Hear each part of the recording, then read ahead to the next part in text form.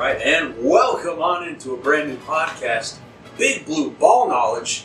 Woo! Where we break down your college basketball and football with a spin on a Kentucky perspective. I'm Austin Miller, your basketball guy, and the dudes behind the camera are Crichton Johnson and Ethan Spalding. Hello. Crichton's a football savant and a true gridiron guy. You don't know. I know. He'll be the. I know. He'll be the. I know. He'll be the. I know. He'll be the.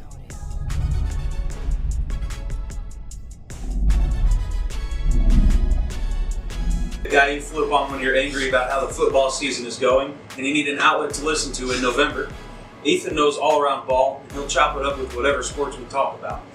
Today we're just going to break down the Kentucky basketball roster, dish out some predictions, slide into some individual player predictions, and much, much more. Without further ado, I think it's time to scratch right on into this. First off, let's talk about the losses, keepers and additions. Out the door is Otega Oweh, who was drafted 41st overall to the Oklahoma City Thunder, My Ethan's team, favorite team. And we also lost Jaden Quaintance to the draft, who went 22nd. He didn't play. Yeah, but he went to the Spurs. We can count him because he's first round pick. And Denzel Aberdeen surprisingly left for the transfer portal, which he was supposed to join the job market. I don't know how he managed to weasel his way to play for Florida next year. We're waiting to see if he's eligible or not. And Well, they passed the thing where it was 5 years now instead.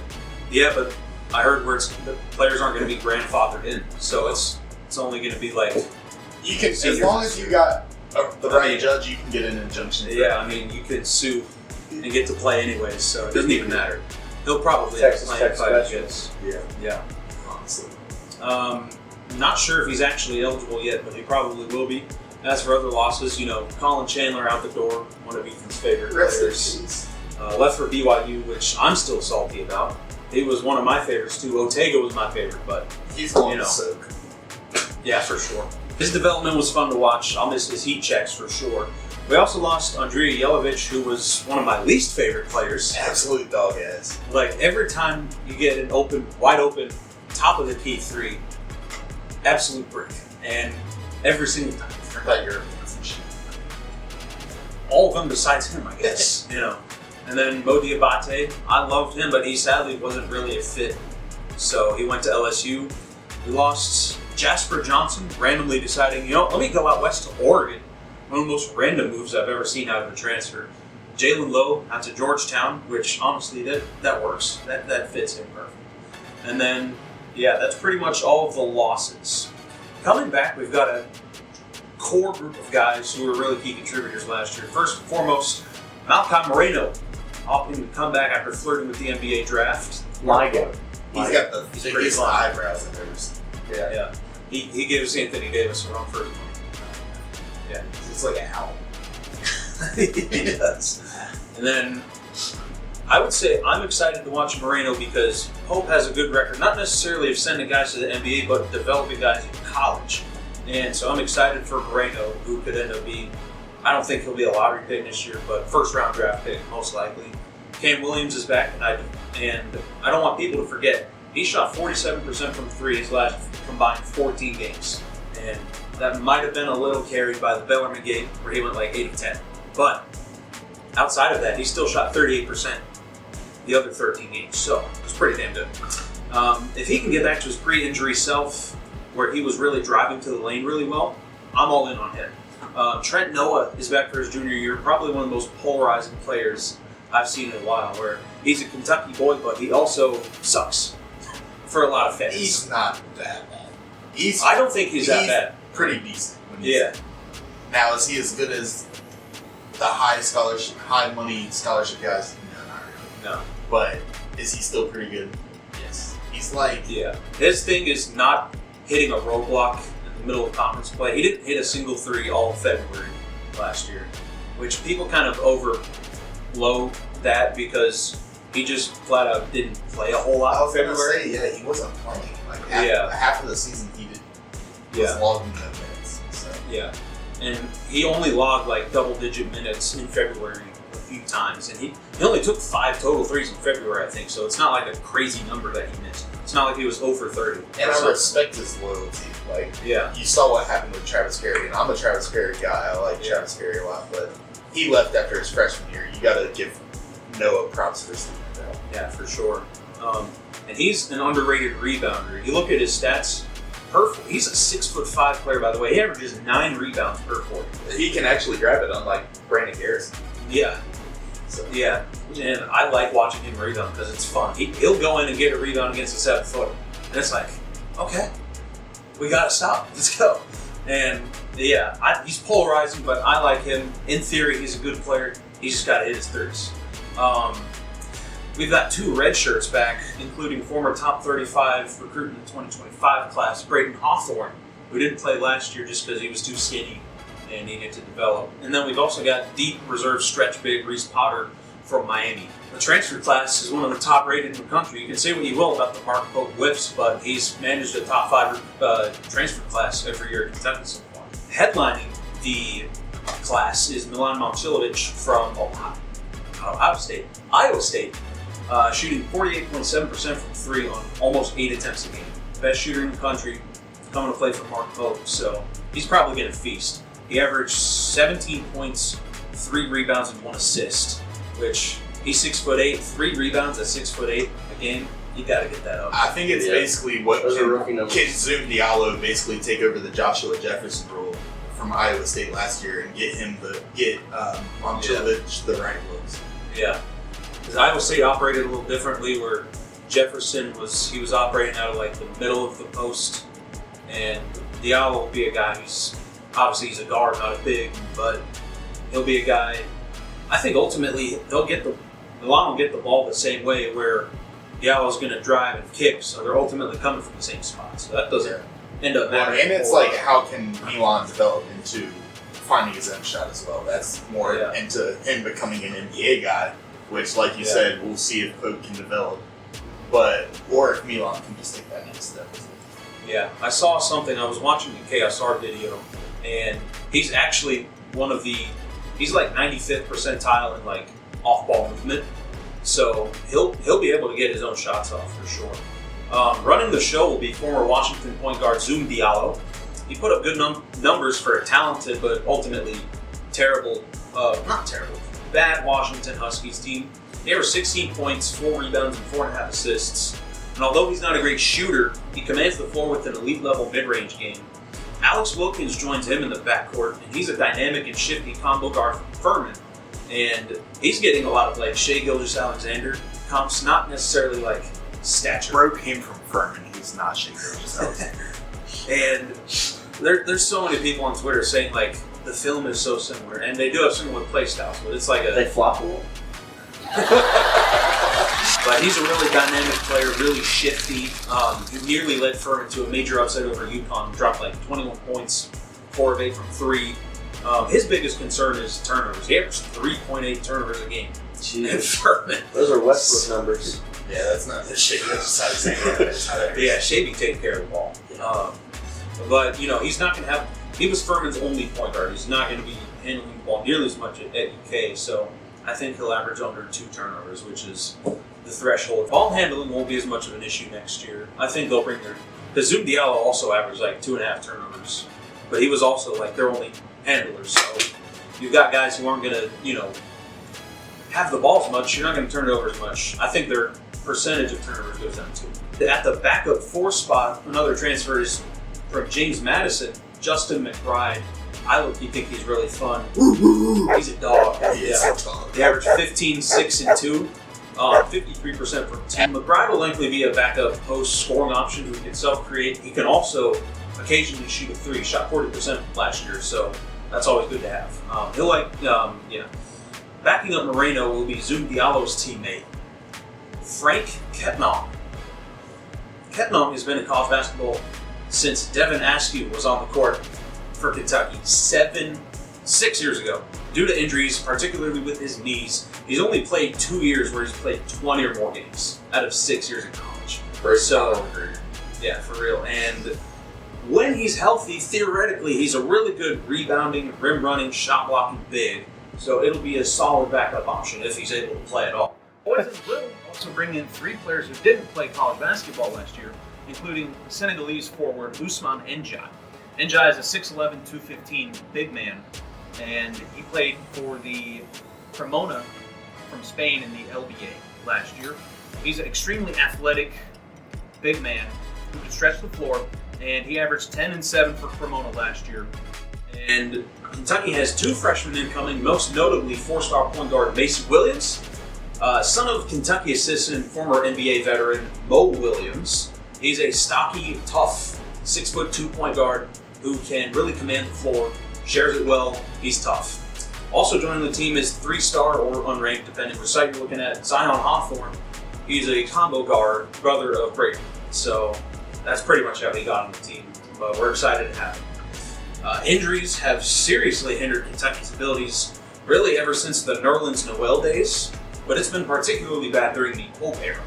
Year 1, you had Lamont Butler, injured from December on, but he played as much as he could. He missed like 9 games.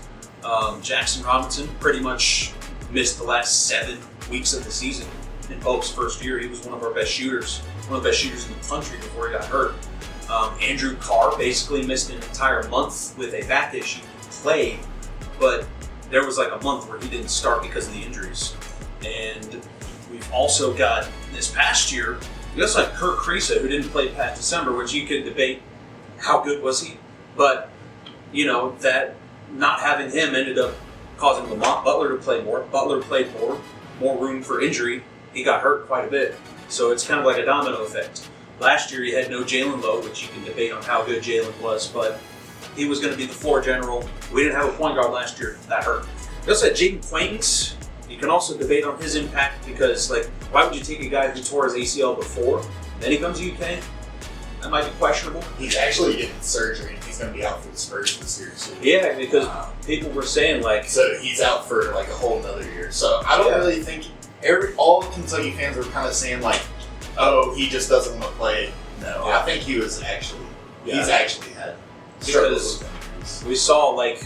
I don't think it's like a shake and start situation. Yeah. Because, I mean, he committed to Kentucky twice. You don't commit to Kentucky twice without wanting to play for UK. You know, he originally committed when Cal was here. He committed, then came back. But, yeah, it's something not having him because you saw the St. John's game where he and Jalen Lowe, that second half, they beat St. John's effectively by themselves by 20 in that second half. And that was the team that everyone envisioned. We only got to see it for like 15 minutes the entire year. $20 million roster, baby. Yeah, that's what it should have been all year. But you know, you don't have those two of your most important players. It's gonna be harder to win. I mean, it was still a disappointment for sure. You also had Cam Williams miss 6 weeks. Good 3-and-D option, didn't have him. Odi Abate even missed a month in November, December, out of nowhere. It's just been tough for Pope to be able to consistently play with the guys that he planned on having. Injuries, they're part of the game. But losing starters, it's just so much more difficult to adapt, especially when it's so random. So that's a tough pill to swallow for a lot of fans and for the staff, I'm sure. Operationally, here's what I think the team is going to look like every possession, give or take. After the ball is done swinging around the perimeter at first, testing the defense, Diallo or Wilkins, I think they're going to attempt to drive down the lane. Then they're going to kick out to guys like, obviously, Momcilovic. If Cam Williams is in the game, they're going to have guys on the wings and probably 1 or 2 in the corner. And you're going to dish it out. You got 2 guys on the floor, Wilkins and Diallo, 30% assist rates. So you got guys who can pass the rock. And sharing the ball, moving the ball, it's not going to be a problem with this team. If the initial drive is cut off or doesn't have a good look, again, they're just going to kick it out and see what they can do. You can pass it out to Momcilovic, who literally greens every shot he takes, so that's not going to be a problem. Alternatively, Alcon Moreno, he's going to have the ball in hands quite a bit. At the high block or top of the key, kind of like Amari Williams 2 years ago. It should be a fun offense. They can hit, I think, 10 to 12 threes a game. You know, not every game, but on any given individual game. They're going to be able to really spark it. I think we have as many as 7 guys who can shoot it pretty well. It's going to be hard to make exact predictions, but I think the team could push 90 points per game depending upon injuries and overall tempo. Here's the depth chart as it follows. You got Zoom Diallo, Wilkins, Momcilovic, Ndiaye, Moreno. That's your starting five. And then the sixth man, I got Cam Williams, small forward. Then you got Justin McBride, seventh man, for like 10 to 12 minutes a game. Kepnall as the eighth man, big man. If he plays, I think he'll back up Moreno for like 10 to 12 minutes a game. Trent Noah, everyone's favorite. I think his first 2 years he's played like 12 minutes a game. I think he's right around there as well. You got Braden Hawthorne. Apparently he's been really sucking in practice, so he might be down to like less than 10 minutes a game. But he'll play. And then you got Jerome Morton, who I didn't touch on actually. He's a combo guard from Washington State. I think he'll play like 5 to 10 minutes a game. And then Mason Williams, deep reserve point guard, probably like 5 minutes a game. And I'm not sure about Reese Potter and Zion Hawthorne. I just don't think they're going to play. But it would suck for Reese to not play 2 years in a row, so he'll probably get like occasional spot minutes, but nothing much. Any thoughts on free throw shooting? No, I know. It's actually a pretty good free throw shooting team. I don't have the numbers, but I think if you combine it all, it's like a 78% free throw shooting team. And the best free throw shooting teams in the country are 75 plus, so it'll be pretty good. Like our starting guards are both 80% plus. And so they get to the tournament. Oh yeah. Then they're gonna miss him, of course. And even Milan Momcilovic, he led the Big 12. He didn't have enough attempts, but he led the Big 12 in free throw percentage of like 88. Yeah. So we've got good free throw shooters. And even guys like Cam Williams, 95% last year. Low volume, but that's that's really good though. Then you got Justin McBride. It's like 78% at James Madison. That might drop, but free throws are a thing where it's like that's the least difficult thing to translate probably from mid-major to major college basketball. Do you have any thoughts on all of our transfers being from mid-majors except for Momcilovic? Do you think that's going to be a struggle? That's the thing. Their production's going to lessen because they're at a higher strength? I think naturally all of the transfers will have less numbers than they did, but that's just a product of coming to a school where you're no longer the number one option. So you think they'll still acclimate really well?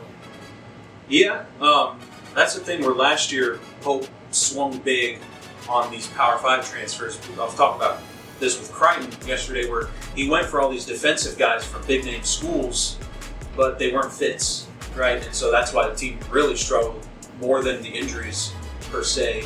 It was a bigger problem. The team just didn't operate well, and yeah, we had a decent defense sometimes, but the offense was just so hard to watch. I think this year, they took a lot of guys from like mediocre teams or like mid-majors, but I think they fit together better, and that's probably more important. I think they'll figure out a way to play well together. I think their production is going to go down, but like efficiency tends to rise as you shoot less because you're getting a higher quality shot. So I think everyone's efficiency will rise at least a little bit, and we'll see from there. But yeah, I'm excited with that. However, that begs the question: what marks a good season for this upcoming year? Is it a double bye in the SEC tournament, a trip to the SEC championship, and a minimum of Sweet 16? Or is it going first in the SEC in contention for the national championship and being in the top 10 all season long? I personally, it's kind of somewhere in the middle. Like, you can't actually reasonably expect every single year for a team to be number one in the country. The Elite Eight would be fire. Yeah, that's most fans' barometers right now for like, you have to make the Elite Eight if you're Pope. Yeah. And I kind of agree. Do I think it happens? Probably not. It's so easy to say that, we need to be the best team every single year. But you got to keep it reasonable. I think a good season this year means we're at worst hovering around the top 15. Just for this year. This is not like Kentucky basketball as a whole. But this year, we should be top 15 all year long at worst. At least making it to the SEC championship. At worst, a Sweet 16. Ideally, the Elite Eight. And I'm not sure if this team will be able to do that, but they've got the talent. Those players are fun, and they fit together quite nicely from what I can tell. All the clips I've seen. Looks pretty fun. I think we're going to wrap it up here. Year 3 of the Pope era, it seems to be lining up for a solid season. But likely one that'll divide fans on what should happen with him. I'm excited either way. That'll about do it for us today. But I want to thank you all for tuning in, and go Cats. Okay.